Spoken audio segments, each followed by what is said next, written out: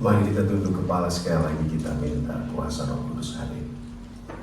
Ya Tuhan, saat ini kami membuka hati kami. Kami berharap Tuhan kiranya kasih setia Tuhan dan damai sejahtera Tuhan berikan buat kami. Dan Roh Kudus Tuhan memenuhi pikiran kami. Berdirilah di depan dan sembunyikan hamba di belakang. Agar apapun yang keluar dari mulut hamba tidak datang dari diri hamba, tetapi semua datang hanya daripada Engkau saja Tuhan. Di dalam nama Yesus kami berdoa, amin. Baik, selamat hari sahabat, saudara-saudara yang kekasih dalam Tuhan. Saya berterima kasih kepada Tuhan bisa bertemu dengan saudara-saudara di Jemaat Galilea. Kalau tidak salah waktu COVID dulu saya pernah khotbah lewat Zoom, tapi mungkin gabungan. Saya tahu ada Jemaat Galilea waktu itu, dan saya sangat senang. Terima kasih Pendeta Wijaya yang telah mengundang. Terima kasih Majelis Jemaat dan seluruh anggota yang hadir, juga tamu-tamu. Saya juga ingin ucapkan terima kasih banyak kepada Bapak Tambunan yang membuka hati kita untuk menyambut pekabaran Sabat. Lagu yang bukan hanya merdu tetapi mengingatkan kita kerinduan kita bertemu dengan Yesus. 1000 tahun di surga, bagi saya secara pribadi membaca Alkitab itu adalah bonus yang Tuhan kasih. Saya mengajar Daniel dan Wahyu di setiap fakultas dan saya selalu ingatkan mereka, gaji sebesar apapun yang kamu dapat di dunia ini tidak sebanding dengan 1000 tahun tinggal di surga.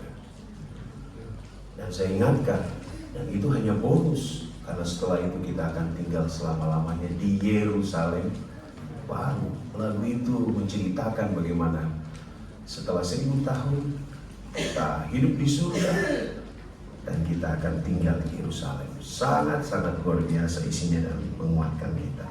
Terima kasih Bu Pendeta Wijaya yang telah menyampaikan pekabaran cerita anak-anak pada pagi hari ini. Boleh saya tanya, apakah ini bisa ditampilkan slide-nya? Tidak ada kabel.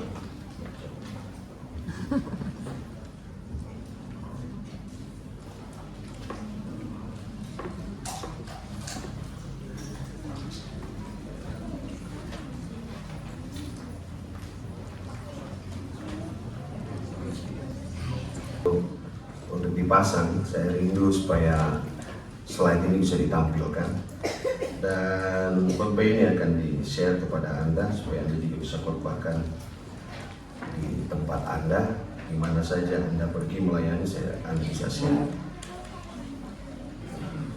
Saya bersyukur pada Tuhan untuk kesempatan hadir. Istri dan anak saya tidak bisa hadir karena orang tua saya dan orang tua istri saya tinggal bersama kami di kampus Unai. Oh boleh.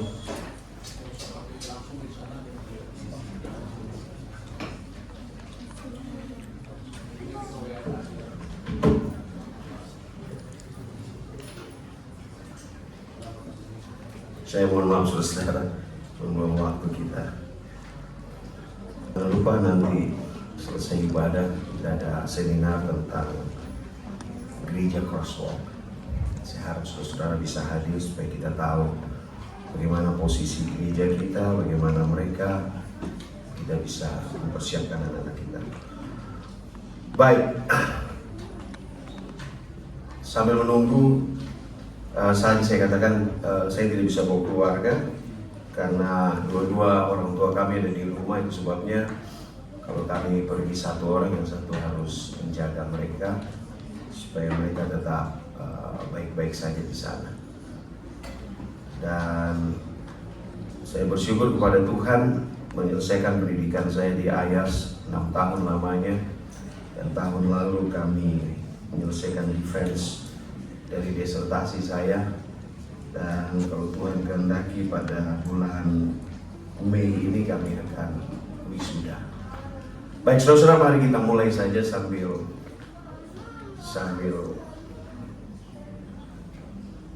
kita dengar firman Tuhan. Judul firman Tuhan pagi ini adalah 4 hati dalam satu firman. Ada 4 tipe hati datang ke gereja. Dengar sama-sama firman Tuhan.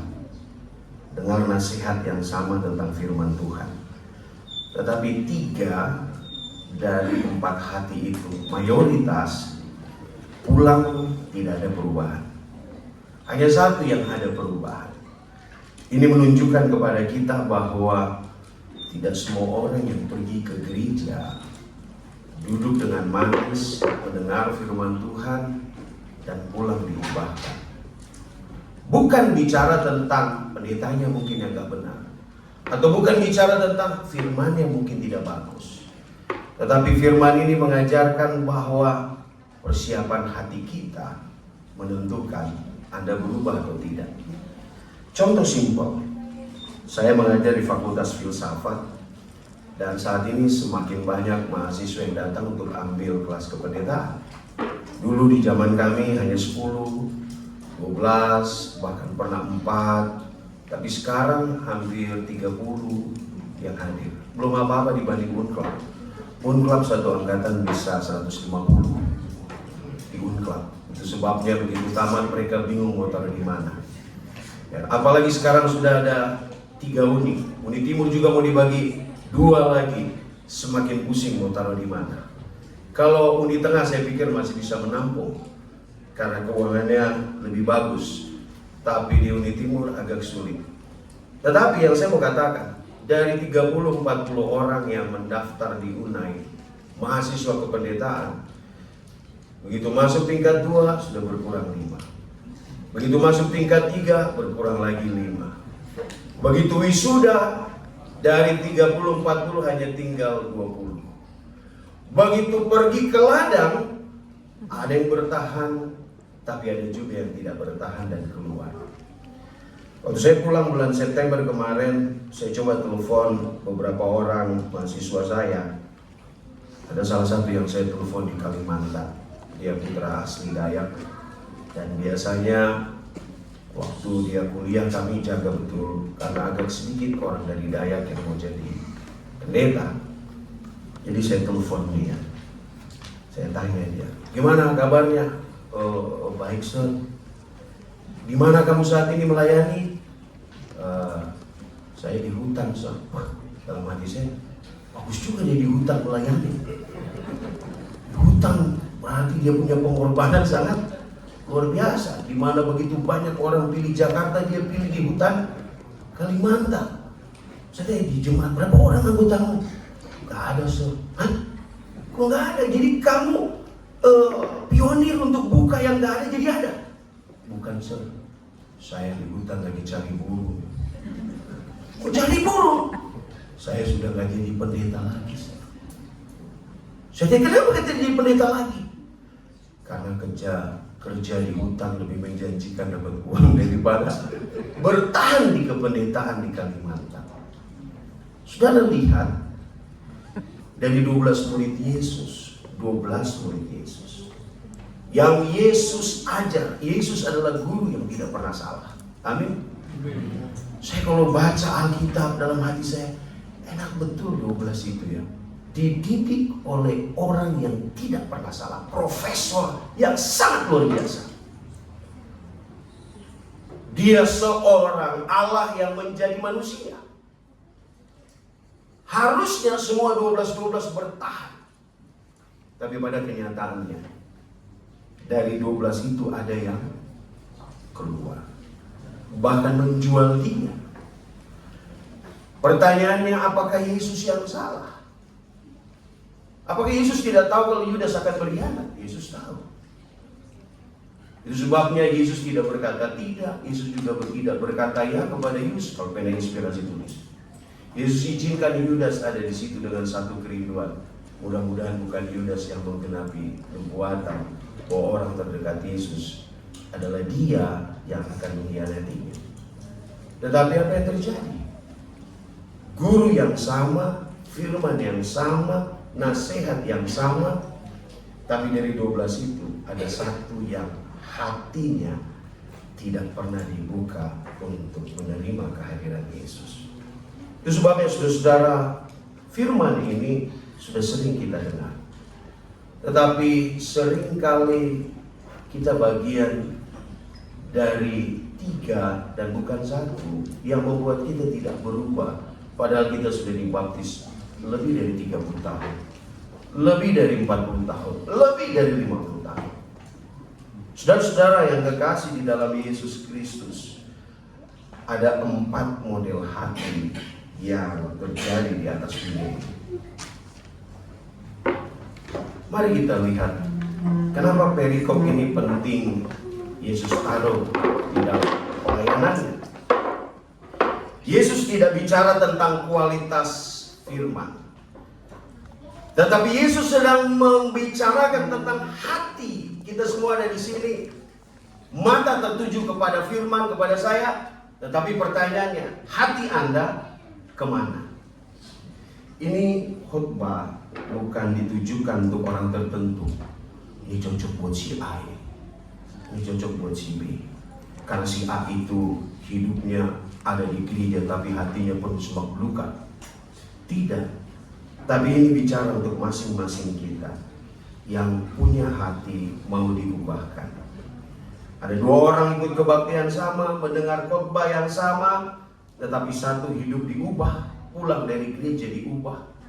Tetapi satu di gereja dengar firman Tuhan, menangis dia, keluar air mata. Oh Tuhan, itu betul-betul menyentuh hatiku. Apalagi waktu nyanyiannya bagus dan dia lagi ada masalah di rumah. Waktu orang menyanyi, wah begitu luar biasa. Tapi begitu keluar dari gereja, dia tidak berubah. Saudara-saudaraku yang kekasih di dalam Yesus Kristus, kalau Anda perhatikan dalam dunia modern, penabur ini penabur yang merugikan kalau dia kerja di perusahaan. Kenapa?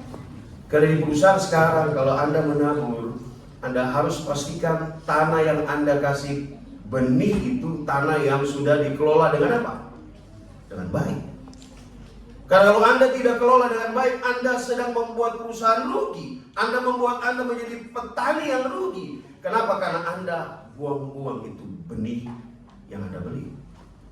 Anda juga adalah seorang yang bukan hanya membuat buang-buang benih, tapi Anda sedang mempersiapkan diri untuk menerima panen yang tidak sempurna.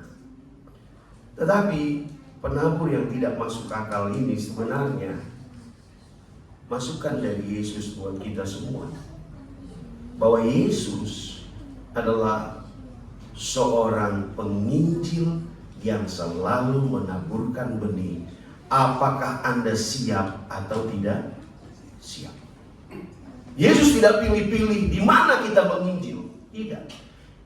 Kemanapun kita pergi, Yesus minta kita pergi membagikan. Apakah orang yang kita sampaikan itu dia punya hati jalan setapak yang keras, atau dia tanah yang berbatu, atau dia semak duri, atau dia tanah yang baik? Yesus katakan, sebarkan. Itu sebabnya di hadapan Yesus tidak ada yang namanya seorang penabur yang tidak masuk akal dan merugikan. Bagi Yesus, menyebarkan itu justru efektif dan efisien. Saudara-saudara, Yesus tidak pernah pilih kasih. Orang selalu berpikir bahwa Yesus hanya memperhatikan Israel. Tidak. Kalau Yesus hanya memperhatikan Israel, Yesus tidak akan pernah kasih mimpi nubuatan kepada Nebukadnezar. Amin. Yesus tidak pernah izinkan seorang anak kecil bicara di hati Naaman dan membuat dia dapat kesembuhan. Yesus selalu mengasihi semua orang, meskipun banyak orang yang tidak peduli dengan kasih Yesus. Ada orang yang berkali-kali diajak ibadah, berkali-kali dengar khotbah, tetapi berkali-kali menolak. Dikasih tanah yang subur di hati, benih yang subur di hatinya, tetapi tidak ada hasil. Ada orang yang di gereja begitu hebat menyanyi, Apalagi kalau lagunya, Tuhan, aku mau hidup memberi semua kepadamu. Tetapi hari-harinya selalu cari di online barang yang bisa dia beli. Lebih sedikit memberi kepada Tuhan daripada belanjanya. Ada yang menyanyi setiap Sabat, membuat orang begitu terharu. Tetapi pulang dari gereja dia masih no faith. Ada yang seperti itu. Itu Tuhan berikan benih di hatinya, tapi tanah hidupnya selalu mengeraskan hati dan dipenuhi semak belukar. Saudara, jika Allah sedemikian murah hati menabur kepada kita setiap Sabat, setiap waktu, bagaimana respon hati kita seharusnya? Bagi Allah, bagi saya, bagi pendeta Wijaya, bagi pendeta Sami Manopo, kalau kami siapkan firman, kami berdoa, kami berserah, dan kami berharap ketika kami tabur firman, ada perubahan dalam hidup kita. Itulah selalu doa kita. Kalau saya bicara depan mahasiswa di kelas, saya selalu ingatkan mereka, kalau kamu tidak berubah di kampus, kamu tidak akan berubah di ladang. Saya selalu ingat itu dan saya selalu katakan semua mahasiswa saya. Kadang-kala ada yang masuk Unai jadi kependetaan, tapi masih merokok. Anda bayangkan sudah kuliah kependetaan, tapi kemudian dia masih apa? Merokok. Satu kali saya mau pergi ke warung beli obat, tiba-tiba ada mahasiswa di depan saya lagi belanja, belum selesai transaksi sudah kesetinggal. Lalu saya datang, kemana kamu? Pergi dulu sebentar saya. Tiba-tiba yang punya warung keluar. Orangnya mana Pak? Dia pergi. Ini rokoknya mau saya kasih. Bayangkan saudara, satu kali lagi suruh saya pergi ke Ayas, sama juga mahasiswa Unai, kependetaan. Begitu pas saya datang dia pergi menghilang. Belum sempat saya tegur dia udah menghilang. Orang yang di dalam warung keluar, Pak, anak muda jadi Pak, udah pergi Pak. Ini kondomnya dia pesan. Lu Anda bayangkan. Saya selalu ingatkan mereka, Anda yang tidak berhenti merokok, Anda akan merokok di ladang. Anda yang tidak berhenti perempuan, Anda akan main perempuan di ladang. Dan itu sering terjadi. Saudara-saudara, Yesus selalu tegur kita dengan berbagai macam cara. Yesus tegur kita lewat nasihat orang tua. Yesus tegur kita lewat khotbah ketua sidang, khotbah pendeta. Sahabat kita pun seringkali Yesus pakai untuk menabur benih. Harusnya respon kita adalah kita buka hati kita. Saudara-saudara, 4 hati dan 1 firman. Firmannya sama. Hari ini ada sekitar 100 orang lebih duduk di tempat ini.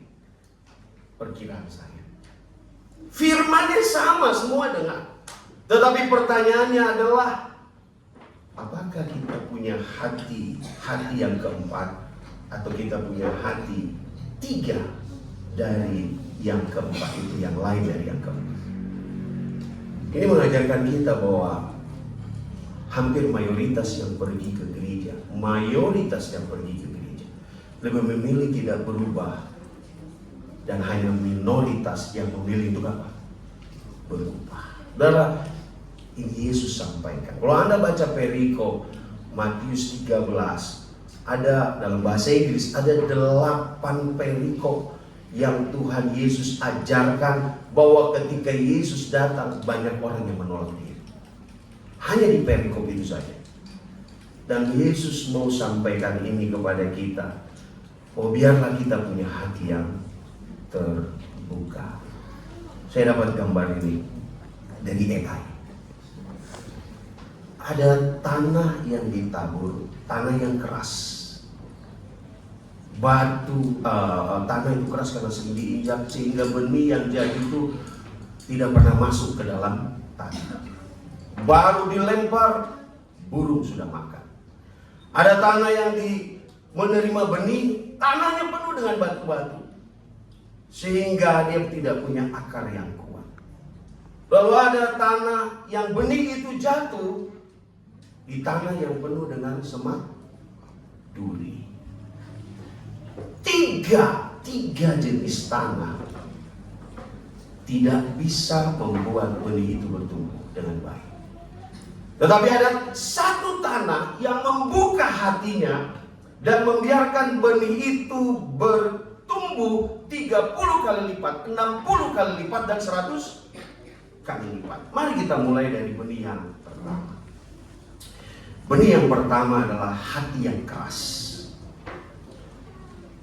Orang-orang yang datang ke gereja di jenis tanah yang pertama itu adalah mendengar firman tetapi tidak mengerti.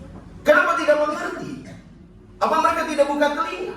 Atau mereka dengar pendeta khotbah tapi gaya bicara pendeta itu terlalu tinggi sehingga mereka tidak mengerti? Bukan. Mereka adalah orang-orang yang berada di tanah yang keras. Secara rohani mereka mengaku orang Kristen, tetapi hatinya menolak firman Tuhan, menolak nasihat pendeta, menolak nasihat orang tua, menolak nasihat teman-teman yang rohani untuk membuka hatinya. Mereka datang ke ibadah karena orang tua mereka suruh mereka ibadah. Ayo pergi gereja. Dalam hatinya tidak mau gereja. Hanya karena kebiasaan. Mereka datang ibadah karena kebiasaan tahunan. Datang di hari Natal, datang di tahun baru. Tetapi hati mereka selalu tertutup. Mereka datang ke gereja tapi di saat yang sama gadget mereka, HP mereka tetap apa? Terbuka. Ada 3 tipe orang di Unai kalau dengar khotbah. Tipe pertama adalah begitu lihat khotbahnya mereka sudah tahu ini pasti bikin ngantuk. Lalu mereka cari posisi, lalu mulai apa? Tidur dari awal sampai akhir. Ada yang tipenya begitu dengar pendeta khotbah langsung HP keluar dan dari awal sampai akhir mereka apa? Main HP. Ada yang tipenya begitu khotbah mereka rasa nggak bagus, mereka ngobrol dari awal sampai akhir. Inilah tipe dari orang-orang yang hidup di tanah yang keras.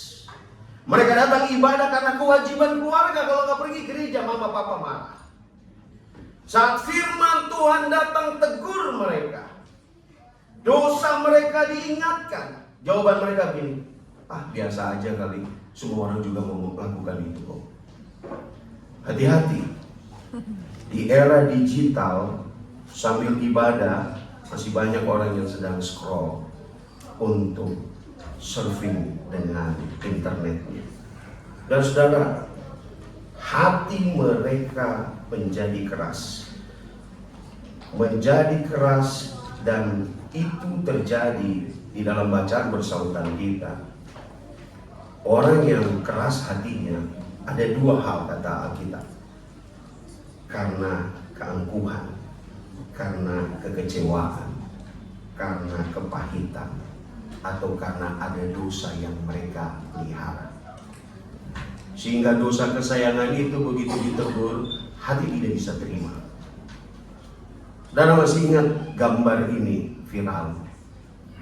Firaun bukan sekonyong-konyong mati pada waktu menyerang orang Israel saat mereka menyeberang Laut Teberau.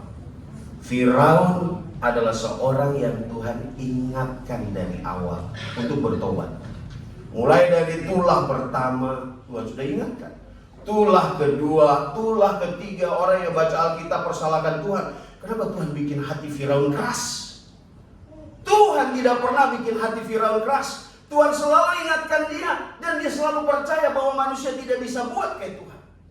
Sehingga dia bilang, ini hanya Tuhan yang bisa. Tetapi ketika Tuhan izinkan tulah itu hilang, hatinya dikeraskan lagi untuk aku mengizinkan mereka keluar. Dan apa yang terjadi dengan Firaun? Dia mengeraskan hati, sehingga kebenaran itu tidak pernah masuk. Bukan karena Roh Kudus pergi, karena dia telah menolak Roh Kudus bisik di telinganya berulang-ulang kali. Hati-hati saudara. Saudara dan saya punya dosa kesayangan. Hanya 3 oknum yang tahu. Anda dan saya. Maksudnya 1 oknum. lalu Tuhan dan setan. Anda bisa kemas itu begitu hebat, tidak ada satu orang pun yang tahu. Tapi kalau ada orang lain punya dosa kesayangan yang terbuka, dia dosanya gede banget. Padahal dosa kita kemas sehingga tidak apa? Tidak ada yang tahu. Hati-hati. Tuhan minta apapun dosa kesayangan kita harus lepaskan. Saya tertarik dengan pelajaran sekolah sahabat tadi di para bapak-bapak. Selama kita masih punya dosa sekecil apapun, bahkan dosa tidak mau mengampuni sekalipun, kita tidak akan pernah masuk di mana? Di surga. Kita harus serahkan semua kepada Tuhan. Sorry, gambarnya tadi saya tidak masukkan. Berikutnya, pertanyaannya begini. Bagaimana pendeta supaya hati saya tidak keras? Bagaimana supaya hati saya tidak seperti jalan setapak yang terlalu sering diinjak sehingga firman itu datang, burung datang. Ingat, gambar burung di sana digambarkan seperti apa? Iblis. Yang selalu datang sehingga firman itu belum masuk, dia sudah diambil. Apa yang harus kita lakukan supaya hati kita bisa berubah? Kita harus punya waktu berdoa kepada Tuhan dan katakan sama Tuhan, Tuhan, kalau hatiku mulai keras, lembutkan hatiku. Jangan biarkan aku kebal terhadap teguran. Kadang-kadang orang tua tegur kita anggap remeh. Padahal orang tua tegur kita adalah untuk kebaikan kita. Saya selalu marah besar kalau ada mahasiswa tidak masuk kelas. Saya marah. Kenapa saya marah? Karena rata-rata kuliah di UNA itu orang tuanya kerja keras. Kerja keras, saudara tahu. Ada orang tua, ini saya harus akui kehebatan orang Sumatera Utara. Dia mau anaknya sekolah, dia nggak punya duit. Dia datang dari Sumatera pergi cari rumah dekat UNAI. Gak punya duit tapi paksa pergi ke dekat UNAI, tinggal sama anaknya supaya biaya murah. Lalu bagaimana supaya kuliahkan anaknya? Dia pergi ke asrama cari mahasiswa dan tanya bajunya mau dicuci gak? Saya waktu jadi kepala asrama sering dimarahin sama PR3 karena mereka bilang gak boleh izinkan semua ibu-ibu tukang laundry masuk. Tapi kalau saya sudah lihat ibu-ibu itu, saya hatinya sedih juga. Kadang-kadang mereka masuk saya kurang lihat. Supaya apa? Supaya dapat pakaian kotor. Karena pakaian kotor itulah mereka cuci, mereka jemur, dan sore hari kalau kering mereka akan serahkan lagi. Nah, Anda bayangkan orang tuanya sudah rela kerja keras, lalu anaknya tidak ke kelas. Saya akan cari anak itu dan saya akan marahi dia. Saya akan kamu harus keras, kalau kelas keterlaluan. Kalau kamu kelakuan begini nanti kamu punya anakmu bikin seperti itu. Seringkali apa yang kita lakukan turun kepada siapa? Anak kita. Dulu waktu kita masih kuliah, hanya untuk jalan sama pacar telepon orang tua, Ma, harus fotokopi buku, Ma. Nggak pernah disuruh dosennya kopi buku. Berapa harganya, nak? 200.000. Karena bukunya lebih tebal dari Alkitab. Itu Anda bayangkan. Lalu orang tuanya nggak tahu uang dari mana, dia nggak punya, mungkin dia pinjam, dia kirim hanya untuk anaknya bisa apa? Fotokopi supaya bisa belajar. Padahal anak kita fotokopi, pergi makan sama pacar. Nah, apa yang terjadi kepada anak-anak seperti itu? Begitu dia punya anak, anaknya bikin begini. Karena ada hukum tabur, begitu anaknya bikin dan dia tahu, baru dia bilang, waduh, ternyata yang aku lakukan dulu terjadi buat aku. Perhatikan anak-anak muda, orang tuamu marah, orang tuamu mau tidak membuat hatimu keras seperti tanah ini. Kalau kita sudah mulai hatinya keras, datanglah kepada Tuhan lebih awal. Ingat, teguran Tuhan itu baik buat kita. Kadang-kala kalau anak kita salah dan kita marahin, mereka pikir kita benci dia. Padahal bukan kita benci dia. Justru kita marah karena kita apa? Sayang sama dia. Tapi kalau kita sudah tegur dia, stop main HP, pergi masuk tidur. Matanya mukanya langsung. Lalu masuk kamar banting. Tuprak. Kita sebagai orang tua mau marah, tapi aduh. Padahal kita sayang. Tapi begitulah. Tetapi ketika Anda jadi orang tua, Anda akan sadar. Tuhan bilang, periksa hati kita. Kita harus berubah. Dan kita mulai bertanya kepada kita. Pada waktu saya duduk didengar pendeta kiri, apakah hati saya dibuka untuk dengar firman? Kalau kita dengar firman dan Anda tetap tidak peduli dengan firman, hati-hati. Anda dan saya sedang menempatkan diri untuk lama-kelamaan menjadi sama seperti Firaun. Mari kita lihat hati yang kedua. Hati yang kedua adalah benih yang jatuh di atas tanah tapi berbatu. Ciri-ciri orang yang datang ke gereja dengan jenis tanah hati berbatu adalah mendengar firman, segera menerima dengan suka cita. Siapa yang khotbah? Waduh, khotbahnya bagus banget, Mak.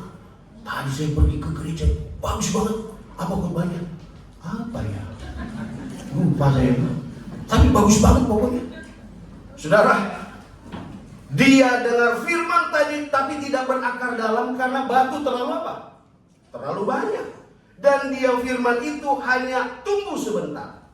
Ketika kesesakan, penganiayaan karena firman datang, segera tersandung dan mundur. Nanti sore kita belajar tentang kenapa Crosswalk muncul. Crosswalk muncul karena ada dua hal.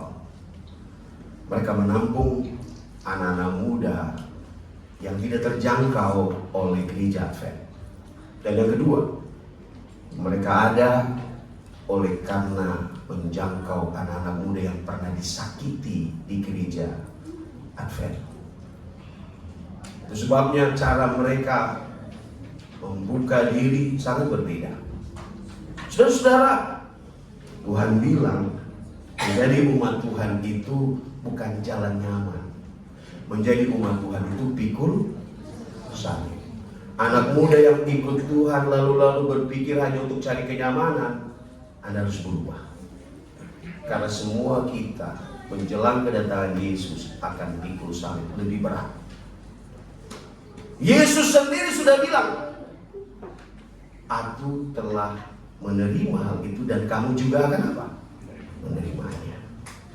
Anak-anak muda dan kita orang-orang tua di hati yang dangkal ini datang pergi ke KKR, lalu dengar firman dan percaya bahwa itu benar. Tetapi tidak ada disiplin rohani. Setiap akhir tahun pendeta katakan kita punya program untuk membaca Alkitab setiap hari 3 pasal. 2 minggu pertama 3 pasal tidak pernah putus. Masuk 1 bulan kemudian harus baca, besok aja lah rapel. Akhirnya kita tidak baca lagi begitu masuk bulan Februari. Kenapa? Karena kita tidak disiplin. Semangat hanya bertahan kalau suasana mendukung. Saudara-saudara yang kekasih di dalam Yesus, seringkali ada orang-orang yang bersemangat ketika suasana hatinya sedang naik. Hati-hati, kita memilih gereja bukan karena perasaan. Ingat itu baik-baik. Kita memilih gereja karena berbakti, karena kita tahu ada Tuhan yang hadir di sana. Perhatikan kutipan ini. Iman yang hanya emosional, dengar khotbah menangis, dengar KKR saya harus berubah. Tetapi itu hanya iman yang emosional. Iman yang emosional tanpa akar pengertian dan komitmen, maka iman itu tidak akan apa? Bertahan. Anda boleh pintar hafal ayat hafalan, tetapi kalau Anda tidak praktekkan apa yang Anda hafalkan, maka Anda tidak ada artinya dengan firman Tuhan. Iman itu harus disertai dengan komitmen. Kalau tidak komitmen untuk ikut Yesus, Anda tidak akan bertahan. Pertanyaannya, pendeta, bagaimana supaya hati saya tidak tanah yang berbatu? Di dalam firman Tuhan, kalau Anda baca dalam buku Matius 16 ayat 24, Yesus berkata kepada murid-muridnya, setiap orang yang mengikut aku, ia harus apa? Menyangkal dirinya dan memikul. Tidak ada ikut Yesus untuk mencari kenyamanan. Apalagi kita yang disebut dengan the remnant. The remnant adalah umat yang dipersiapkan menjelang kedatangan Yesus yang kedua kali. Kita masuk di masa-masa yang sulit. Tidak lama lagi saya percaya undang-undang hari Minggu itu akan dilaksanakan. Tidak ada rasa nyaman di situ. Mereka yang masuk gereja hanya untuk cari kenyamanan, hanya ada dua pilihan. Meterai Allah yang penuh disiplin ada di dahi kita, atau Anda yang mencari kenyamanan, Anda terima tanda binatang di tangan ini. Kenapa ada tanda binatang di tangan? Kenapa meterai Allah untuk umat Tuhan hanya di dahi? Kenapa yang ikut tanda binatang ada di tangan? Orang-orang yang ikut tanda binatang di tangan itu adalah orang yang ikut Tuhan tapi mencari kenyamanan untuk tetap satu kaki di mana? Di dunia ini. Hanya ada dua pilihan. Yesus bilang harus sangkal. Dalam 2 Timotius 3 ayat 12, Rasul Paulus bilang, memang setiap orang yang mau hidup beribadah di dalam Kristus Yesus akan menderita apa? Aniaya, sudah. Jadi kalau anak-anak muda karena lihat di gereja kecewa lalu pergi cari tempat ibadah yang memberikan kenyamanan, Anda harus renungkan kalimat Paulus. Karena setiap orang yang mau beribadah dalam Yesus akan menderita aniaya. Saudara-saudara, bagaimana cara mengubah tanah kita yang penuh dengan bebatuan? Anda harus punya waktu pribadi. Setiap hari baca firman Tuhan. Anda harus punya waktu pribadi berdoa secara pribadi dengan Tuhan. Doa pribadi ini bukan doa bangun subuh. Doa pribadi ini bukan doa waktu makan. Doa pribadi ini bukan renungan pagi dan renungan sore bersama keluarga. Doa pribadi ini adalah waktu yang Anda dan saya persiapkan setiap hari untuk berdoa dan berbicara kepada siapa? Kepada Tuhan. Orang yang tidak punya waktu untuk Tuhan, maka mereka akan mudah dengan firman, tapi tidak membuat iman itu tumbuh, dan karena tidak punya komitmen. Yang kita harus lakukan kalau tanah kita berbatu dan sulit menerima firman adalah kita harus membuka diri untuk membiarkan Tuhan membuat akar rohani kita lebih dalam. Ingat baik-baik, ikut Yesus bukan berarti saudara tidak akan ada di pencobaan. Tidak. Karena Yesus pun tidak punya kemampuan untuk membuat saudara dan saya hidup di dunia lalu tidak dicoba. Yesus aja dicobai. Tetapi ikut Yesus kita akan hadapi pencobaan. Tetapi Yesus bilang, aku ada dengan engkau. Dan pencobaan sebesar apapun, kalau akar kita begitu dalam dan begitu kuat, pencobaan sebesar apapun kita tidak akan pernah mempersalahkan siapa? Tuhan. Tidak pernah mempersalahkan suami kita, tidak pernah mempersalahkan istri kita, tidak pernah mempersalahkan orang lain, karena kita memeriksa diri kita. Perhatikan pelajaran sekolah sahabat kita. Rasul Paulus dipenjara karena menginjil. Dia bukan buat jahat, dia bukan mencuri, dia bukan merampok. Dia dipenjara karena ikut Yesus. Dan ketika dalam penjara dia tidak bilang, Tuhan di mana kau? Bukan aku bekerja buat kamu. Tidak. Tapi dia bilang dalam pelajaran sekolah sahabat bahwa semua itu Tuhan izinkan supaya dia bertumbuh. Mari kita masuk ke hati yang ketiga. Hati yang ketiga adalah hati yang terbelah. Oleh karena apa? Benih itu jatuh di tanah yang penuh dengan semak duri. Ketika dia bertumbuh, dia tidak bertumbuh semakin kuat. Karena ada dua hal katanya. Dia menghadapi kekhawatiran, dan yang kedua, dia ingin kaya. Dan akhirnya kekayaan itu menghimpit dirinya. Itu bukan kalimat dari saya, itu kata Alkitab. Bacaan doa ayat bersaut-sautan kita di buku Lukas, tulis di dalam. Orang yang tanahnya ada di tempat tumbuhan berduri. Tumbuhan berduri itu melambangkan dua jenis masalah yang membuatnya tidak bertumbuh. Khawatir dan kekayaan. Saya bilang kepada kelas kependetaan, kalau ada di antara kalian yang mau masuk pendeta tapi ingin kaya, kalian pikir salah jurusan. Karena kalau pendeta berjiwa bisnis, itu tidak cocok. Tetapi kalau Anda bisnismen berjiwa pendeta, itu cocok. Karena kalau kita memilih untuk ikut Tuhan, maka kita harus tahu, menjadi pendeta bukan untuk mencari apa? Kekayaan. Tapi kalau orang tuanya kaya, ya kita bersyukur. Tetapi bukan, kaya itu tidak ada salahnya. Tidak ada orang, Yesus katakan bahwa kalau orang kaya itu berdosa, tidak. Ayub kaya, Abraham kaya, Ishak kaya, Yakub kaya. Tapi yang jadi masalah, bagaimana kalau kita ingin menjadi apa? Kaya dan menggunakan cara-cara yang bertentangan dengan apa? Dengan Tuhan. Perhatikan baik-baik. Dia aktif dalam pelayanan kalau bisnisnya maju. Kalau dia dipilih jadi ketua sidang.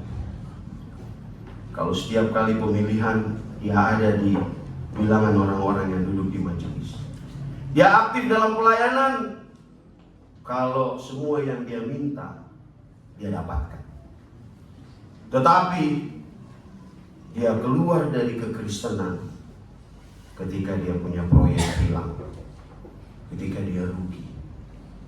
Saya selalu bilang ini, waktu saya di Jawa Timur ada pemilihan, salah satu pimpinan yang hadir itu orang awam, anggota eksekutif komite.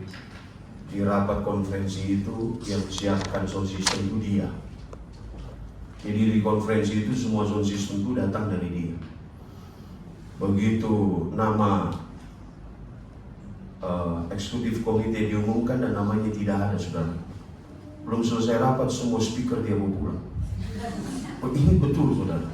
Semua speaker dia sudah bungkus, dia gulung kabel-kabel, orang tanya, Pak belum selesai acara. Saya nggak dipilih, ngapain juga saya kasih lagi speaker ini.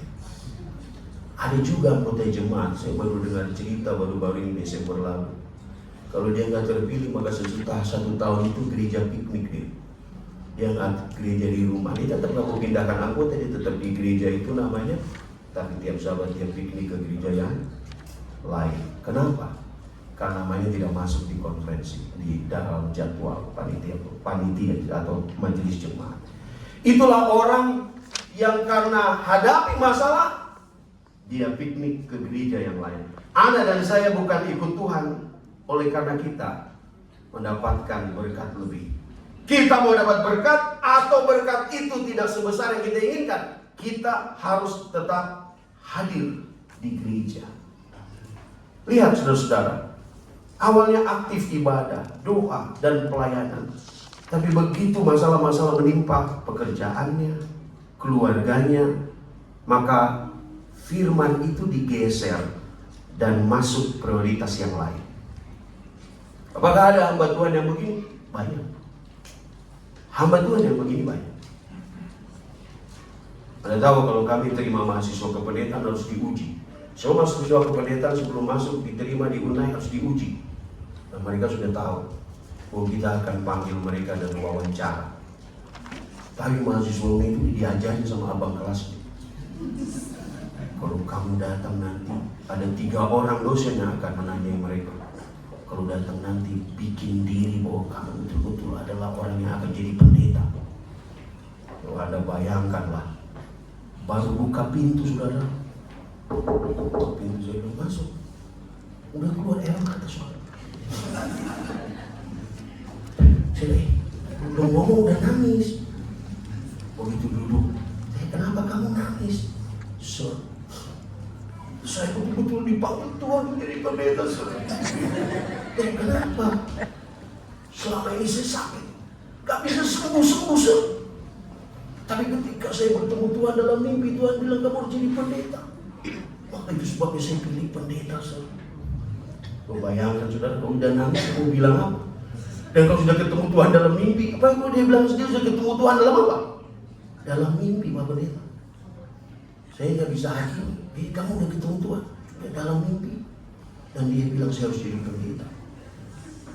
Saya bilang ya, semoga kamu betul-betul ketemu Tuhan. Nah kalau kamu tidak ketemu Tuhan, satu semester ini kamu akan saya lihat kamu bukan ketemu setan.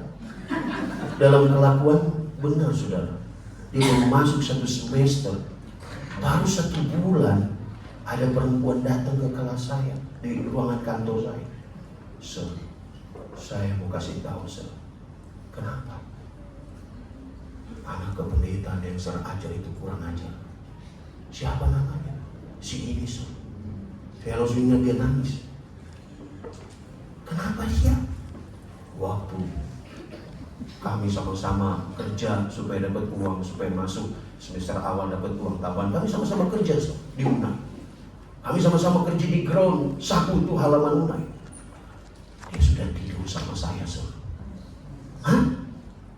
Kalau dua-dua tidur nggak apa-apa. Kalau dua-dua tidur kan berarti nggak bikin apa-apa. Tidur nggak tidur sebenarnya sir. Lalu, tapi dia sudah sama-sama saya. Lalu apa masalahnya? Setelah dia sama saya, dia sudah nodai saya. Begitu dia lihat ospek banyak cewek yang datang, saya dilupakannya. Saya bilang sama dia, ini nggak boleh main-main, ini harus serius, ini nama baik. Beneran sir, panggilin dia ke sini. Biar saya lihat kalau saya ngomong depan dia betul atau dia bisa jawab nggak? Serius kamu? Serius. Lalu saya panggil, hadir di cowok. Saya tanya kamu, betul-betul mau jadi pendeta waktu itu nangis. Iya sir, saya betul-betul ketemu Tuhan dalam mimpi. Tapi kamu, saya sudah bilang kan, kamu kalau nggak betul-betul serius ketemu Tuhan, pasti nanti kamu akan terlihat ketemu setan. Kamu pernah tidur sama perempuan? Enggak sir. Tiba-tiba cewek itu muncul. Gak mau ngaku kamu. Kamu udah tidur sama saya. Gak bisa ngomong sir. Kenapa? Karena mereka hatinya terbelah. Mengaku ikut Tuhan tapi tidak sepenuh hati. Ada banyak hamba Tuhan yang melayani juga, ikut Tuhan, tapi hatinya bukan untuk melayani. Hatinya tidak melayani. Dan orang-orang seperti ini yang membuat anggota turut kepercayaannya kepada organisasi. Penelitian saya S3 saya sangat mengerikan.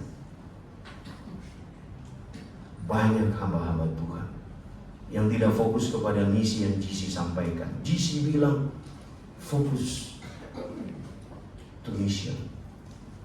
Tapi lebih banyak hamba Tuhan yang fokusnya bukan fokus on mission, tapi fokus on election, fokus on position. Saudara, kenapa demikian? Karena hati terbelah. Saudaraku yang kekasih dalam Yesus, perhatikan kutipan berikut ini. Orang yang tahu kebenaran tapi tidak pernah melangkah taat karena terlalu takut risiko finansial, citra atau kenyamanan, maka orang-orang itu akan membiarkan kekhawatiran dan keinginan kaya mencekik iman mereka. Kenapa tidak semua kependetaan yang tamat mereka setia sampai akhir? Karena inilah masalah. Perhatikan hal yang perlu kita perhatikan, bagaimana supaya kita lepas dari hidup di tanah yang memiliki duri. Saudara, coba cek apa saja duri yang membuat pertumbuhan rohani kita tidak bertumbuh. Kadang-kadang ambisi kita menjadi duri buat kita. Kekhawatiran kita menjadi duri buat kita. Pengejaran akan gaya hidup kita untuk mendapatkan kenyamanan itu jadi duri buat kita. Apa yang kita harus lakukan? Kita harus atur ulang. Kita punya tujuan. Kita harus hidup sederhana. Kita harus murah hati. Kekayaan boleh dimiliki, tetapi jangan membiarkan kekayaan memiliki hati kita. Amin. Ingat itu saudara. Kabar baiknya, Yesus bilang, duri itu bisa dicabut dan tanah itu bisa dibersihkan. Semua duri yang seringkali menghambat pertumbuhan kita, Yesus bilang aku bisa cabut. Pertanyaannya, maukah Anda dan saya rela untuk dicabut? Bagian yang terakhir, hati yang baik. Inilah tanah yang subur, yang petani itu rindukan, walaupun taburan dia ke tanah-tanah yang lain tidak tumbuh. Dia rindu semua benih tumbuh, tetapi dia tetap menabur. Ini adalah orang yang mendengar firman Tuhan, dia mengerti. Apa arti mengerti? Dia faham apa yang pendeta ajarkan di depan, apa yang nasihat orang tua sampaikan. Dia bukan hanya faham, dia setujui, dia terima, dan dia taat kepada firman itu. Hati-hati saudara, kadang-kala kita duduk di gereja, dengar pendeta khotbah, kita mengerti, kita faham, tetapi yang jadi masalah kita stop sampai di situ. Kita tidak menaatinya. Betul? Kita hanya tahu, kita hanya mengerti. Ketika kita tahu kita salah, Tuhan maafkan saya, ampuni saya Tuhan. Tapi cuma sampai diampuni, merubahnya tidak. Tuhan bilang di tanah yang subur, dia mengerti, dia simpan di hati, dan dia bertumbuh 30 kali lipat, 60 kali lipat, 100 kali lipat. Di Ibrani ketika ini ditulis, Anda tahu, ketika seorang petani menabur 30 kali lipat, maka dia tahu hidupnya bisa bertahan lebih lama dengan panen yang dia terima. Apalagi kalau 100 kali lipat, hampir sulit. Di zaman Ibrani waktu itu seorang petani menabur, terima 100 kali lipat. Tapi Yesus bilang, kalau engkau menabur dan tanahmu subur, maka engkau akan bisa menabur, menuai 100 kali lipat. Anda tahu kalau 100 kali lipat, itu bisa 4 tahun dia tidak perlu menanam benih. Kenapa? Karena benih yang 100 kali lipat itu memberikan kecukupan buat dia dan rumah tangganya. Saudara-saudara, orang yang ada di tanah yang subur, dia bukan hanya tahu, menerima, taat, dan menghidupi firman Tuhan. Tidak semua menghasilkan buah dalam ukuran yang sama. Anda pulang dengan firman Tuhan, tidak semua memiliki ukuran yang sama. Tetapi semuanya tetap disebut tanah yang baik. 12 murid Yesus, satu tanah yang keras. Tetapi ada banyak yang lain, tanah yang tidak subur. Apa buktinya? Waktu Yesus ditangkap semua lari. Tetapi bersyukur mereka berubah. Saudara-saudara, firman Tuhan katakan, tanah yang baik adalah hati yang lembut dan taat, yang mendengar firman, mengerti, memeliharanya dalam ketekunan, sampai hidupnya berbuah berlipat ganda bagi kerajaan Allah. Tanyakan kepada diri kita, berapa tahun kita sudah dibaptis di Advent? Kalau kita sudah dibaptis di Advent 20 tahun, harusnya kita sudah berubah. Jangan kita tua secara fisik, tetapi secara rohani kita tetap masih seperti anak-anak. Kita harus dewasa bukan hanya secara fisik, tetapi harus dewasa juga secara rohani. Kalau Anda tidak lagi mau masuk gereja dan piknik ke tempat yang lain oleh karena Anda tidak diangkat, berarti kita secara fisik tua, tapi secara rohani kita muda. Kalau ada anak muda yang dapat teguran lalu tidak mau lagi gereja, berarti Anda tidak mau bertumbuh secara rohani. Kadang-kadang Tuhan izinkan kesulitan untuk kita bertumbuh menjadi hati yang subur. Bagaimana untuk menjadi hati yang subur? Jujur di hadapan Tuhan, katakan kepada Tuhan, Tuhan, bentuklah hatiku menjadi tanah yang baik. Terima teguran, terima disiplin, terima ujian, karena semua itu proses pemurnian. Ingat baik-baik, bukan berarti karena kita ikut Tuhan setia lalu setiap hari kita jalan dengan berkat yang berlimpah, seperti jalan, lihat kiri kanan bunga yang indah, lalu matahari cerah, dan kita berpikir bahwa orang yang ikut Tuhan akan terus cerah. Ayub yang ikut Tuhan saja Tuhan izinkan dalam sekejap hartanya hilang, anaknya hilang, dan sakit menimpa hidupnya. Itu ikut Tuhan. Hanya sedikit Alkitab katakan orang yang saleh. Dan Ayub salah satu orang yang saleh. Tetapi Tuhan izinkan dia disiplin walaupun dia tidak ada salah. Yesus saja yang tidak ada dosa diizinkan untuk menghadapi disiplin. Dan Yesus terima itu sebagai proses pemurnian. Apa yang harus kita buat supaya hati kita subur? Jadikan firman Tuhan bukan hanya didengar pada hari Sabat.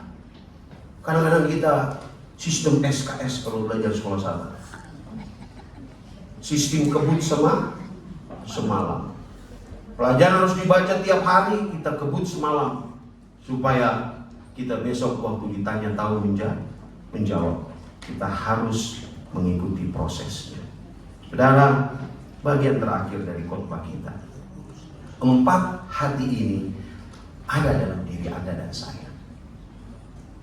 4 hati ini ada di antara kita masing-masing. Pertanyaan reflektif yang perlu Anda pikirkan. Di area mana hati Anda? Apakah Anda datang di gereja Galilea ini masih terus berada di hati yang keras? Atau Anda dan saya masih ada di hati yang dangkal dan cepat menyerah?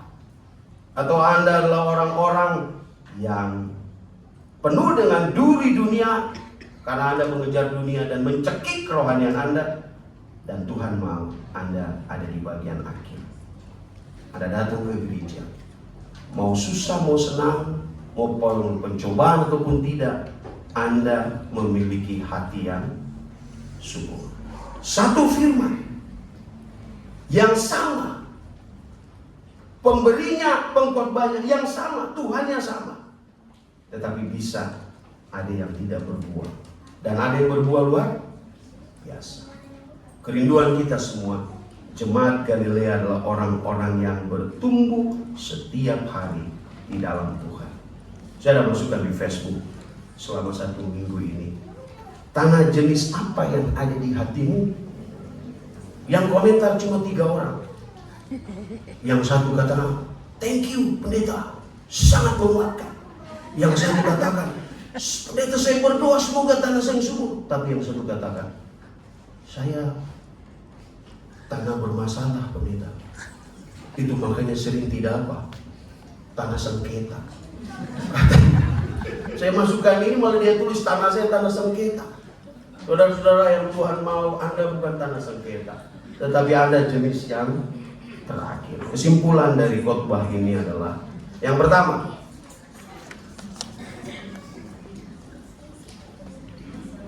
Allah tetap menabur firman kepada semua orang. Tidak ada hati yang terlalu jauh untuk dicoba, dijangkau oleh siapa? Oleh Tuhan.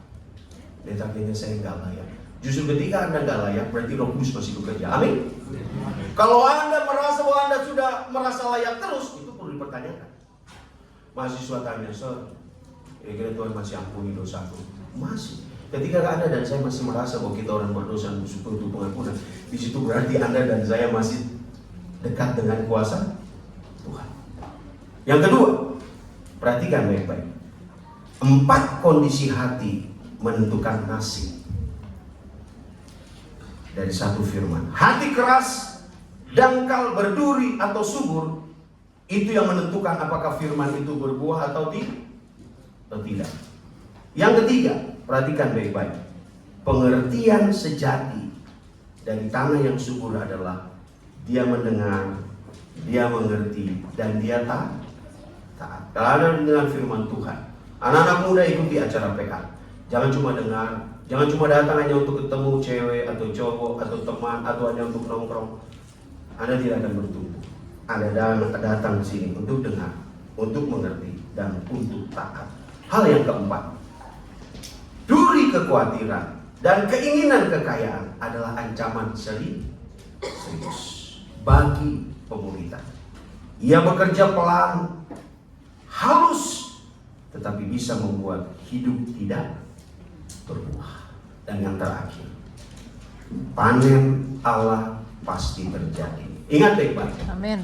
Anda mau tumbuh atau tidak, panen itu tetap terjadi.